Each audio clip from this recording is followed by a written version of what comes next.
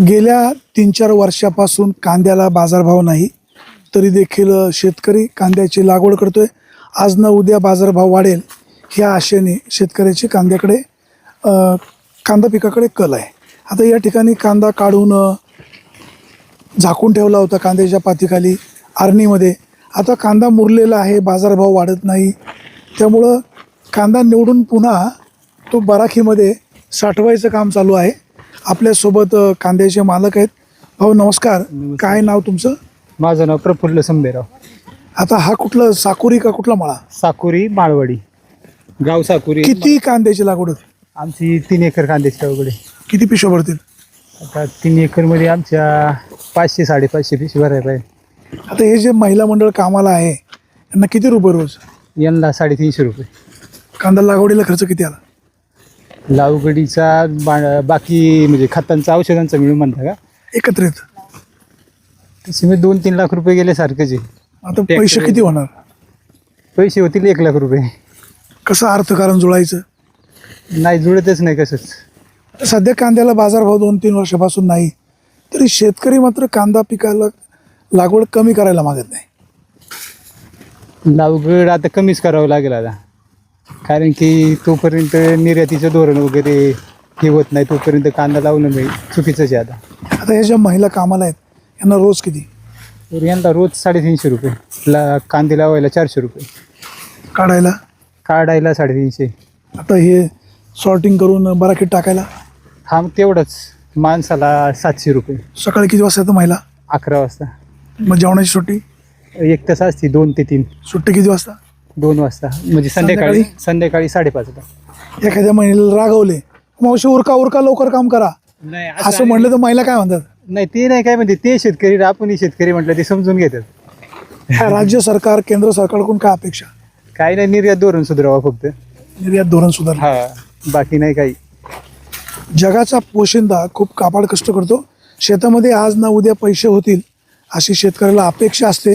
मोलमजुरी करणारी ही माणसं या ठिकाणी पोटासाठी दररोज कोणाच्या ना कोणाच्या बांधावर काम करत असतात. तर आपण या मावशींशी बोलूया. मावशी, काय तुमचं नाव काय मावशी? अहो नाव तर सांगा. सक्कूबाई बाळू दाभाडे. कुठलं गाव? देवगाव. किती रुपये रोज? 300. 350 का 300? 350. कधीपासून हे काम करता? बरेच वर्ष झाले. कोण कोण असतं घरी? पुरी नवरा, 2 पोरी 1 नवरा. एकच नवरा? सगळ्यांना एकच नवरा असतो? आता मला सांगा मावशी, उखाणा येतो का? उखाणा नाही उखाणा येत नाही का बरं? नाही येत. हो, कोणाला येतो उखाणा? अरे बघा, महिलांना उखाणा येत नाही. दुर्दैव आहे, शिवजन्मभूमी आहे. बघू आता कोण वाघीण ठरते, उखाणा कोण घेते. ताई तुमचं काय नाव? लता चंद्रकांत टाक. उखाणा येतो का? तुम्हाला पण येत नाही. ताई तुमचं काय नाव? सुनीता आनंदा लोंढे. कुठलं गाव? देवगाव. देवगाव. उखाणा येतो का नाही? येतो. घ्या बरं. बघा डेअरिंग बस ताई आहेत. ताई जरा असं चेहरा फिरवा जरा, बाकीच्या लोकांना चेहरा दिसेल. काय घ्या बरं उखाणा. भारत स्वतंत्र झाला 15 ऑगस्टच्या दिवशी. आनंदरावांचं नाव घेते कांदा भरण्याच्या दिवशी. बघा ताईंना धन्यवाद आहे. आता या दुसऱ्या मावशी आहेत, ताईंचा आदर्श घेऊन कदाचित या पण उखाणा घेतील. ताई नमस्कार. काय नाव? दीपाली प्रवीण खळे. कुठलं गाव? देवगाव. एवढे लांब येतं? एवढे लांब येतं कांदे काढायला? हो. किती रुपये रोज? 350. किती वर्ष हे काम करतात? 2 आठवडे झाले. 2च आठवडे झाले. तुमची जरा भाषा वेगळी होती. मुंबईला असता काय? हो. गावाला का आले? काय नाही, शेती आहे गावाला. अच्छा, गावाला शेती आहे. मग आता गावीच थांबायचं का? कोण कोण असतं घरी? मिस्टर, मी, 2 मुलं. मिस्टरांचं काय नाव?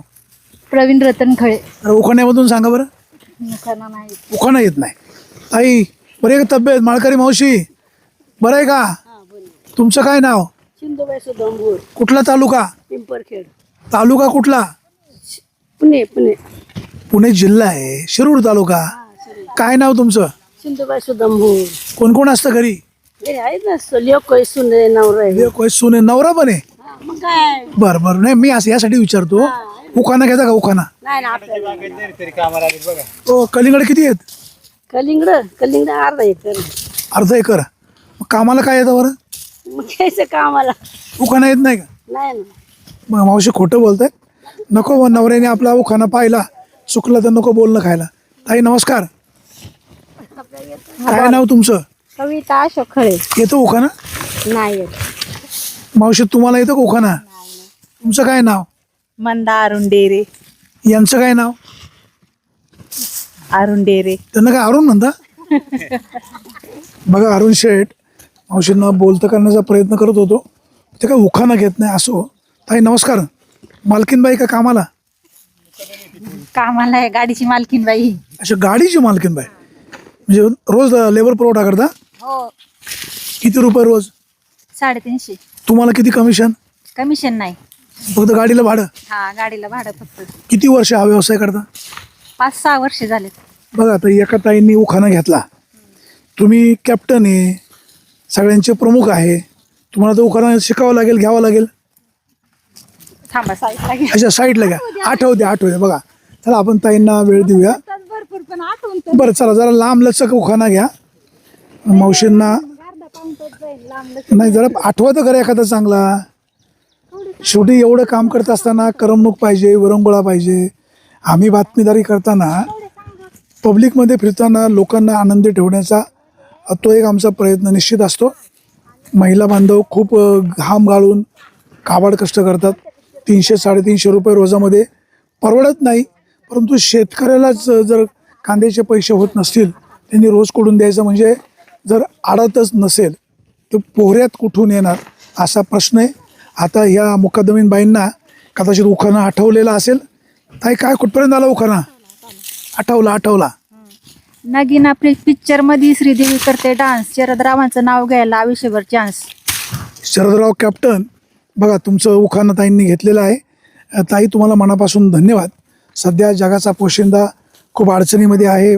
शेतामध्ये केलेल्या पिकाला बाजारभाव मिळत नाही, त्यामुळे शेतकरी खूप अडचणीमध्ये आहे. शासन शेतकऱ्यांसाठी स्वतंत्र उपाययोजना करायला हवी, परंतु ते होताना दिसत नाही आणि म्हणूनच शेतकऱ्याच्या अडचणी दिवसेंदिवस वाढतात. वास्तविक राज्य सरकार, केंद्र सरकारने शेतकऱ्यांच्या जीवावर तुम्ही सत्तेवर येता, सत्तेवर आलं का शेतकऱ्यांना सोयीस्कर विसरून जाता. सगळ्या मंडळींना, राज्यकर्त्यांना विनंती आहे, ह्या जगाच्या पोशिंद्याला आधार देण्याचा प्रयत्न करा. प्रचंड शेतकरी काबड कष्ट करत असतो. आता या ठिकाणी आपण पाहतोय कांदा साठवला जातोय. मागच्या वर्षी मे महिन्यात पाऊस आला, पाऊस उघडलाच नाही. आता मार्च महिन्यातच पाऊस आला आहे. आज 1 एप्रिल आहे. कांदा साठवणुकीचं काम चालू आहे, परंतु बाजारभाव नसल्यामुळे शेतकरी खूप अडचणीमध्ये आहेत. बघा ह्या सगळ्या महिलांची एवढी मोठी गँग आहे. गँगच्या प्रमुख मगाशी त्यांनी उखाणा घेतलेला आहे. आता त्यांची जेवणाची पंगत बसणार आहे. प्रत्येकाची वेगवेगळी भाजी असते.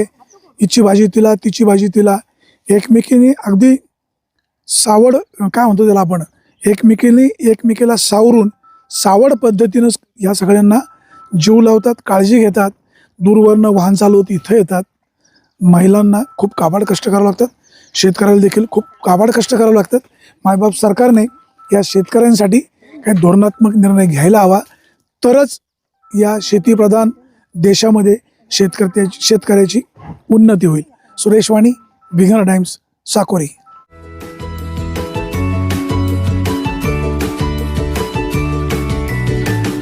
बातम्या शेतीच्या, बातम्या मातीच्या, बातम्या अन्यायाच्या, गुन्हेगारीच्या,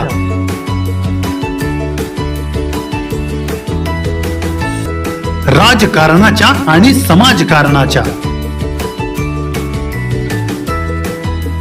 शोषणाविरुद्ध बुलंद आवाज, जनसामान्यांच्या हुंकाराची गाज, सत्कार्याला प्रोत्साहन, दुष्कृत्याला अनुशासन,